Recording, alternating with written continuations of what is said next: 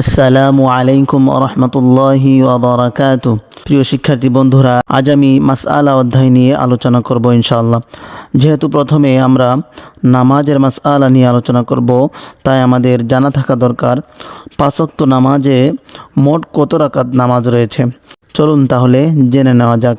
কোন নামাজ কত রাকাত? পবিত্র ফজরের নামাজ সুন্নতে মুআক্কাদা 2 রাকাত পড়তে হবে, ফরজ 2 রাকাত পড়তেই হবে, মোট 4 রাকাত।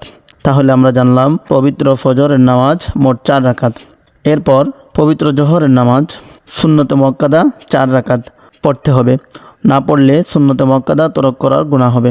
ফরজ 4 রাকাত পড়তেই হবে, সুন্নতে মুআক্কাদা 2 রাকাত পড়তে হবে, নফল 2 রাকাত পড়লে সওয়াব হবে, না পড়লে গুনাহ নাই।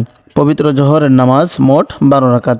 এরপরে পবিত্র আসরের নামাজ সুন্নতে জায়েদা 4 রাকাত পড়লে সওয়াব, না পড়লে গুনাহ নাই। ফরজ 4 রাকাত পড়তেই হবে। পবিত্র আসরের নামাজ মোট 8 রাকাত।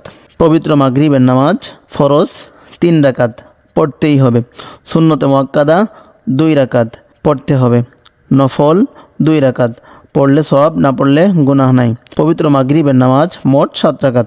পবিত্র এশার নামাজ সুন্নতে জায়েদা 4 রাকাত পড়লে সওয়াব, না পড়লে গুনাহ নাই। ফরজ 4 রাকাত পড়তেই হবে, সুন্নতে মুআক্কাদা 2 রাকাত পড়তে হবে, ভিতির 3 রাকাত পড়তেই হবে, এটা ওয়াজিব নামাজ, অবশ্যই পড়তে হবে। নফল 2 রাকাত পড়লে সওয়াব, না পড়লে গুনাহ নাই। পবিত্র এশার নামাজ মোট 15 রাকাত। সর্বমোট 46 রাকাত নামাজের মধ্যে 17 রাকাত ফরজ, যা পড়তেই হবে, 12 রাকাত সুন্নত পড়তে হবে, আর বাকি 17 রাকাত সুন্নতে জায়েদা ও নফল পড়লে সওয়াব, না পড়লে গুনাহ নাই। আল্লাহ তাআলা সকল উম্মতে মুসলিমাকে 5 ওয়াক্ত নামাজ মসজিদে গিয়ে জামাতের সহিত আদায় করার তৌফিক দান করুন, আমিন।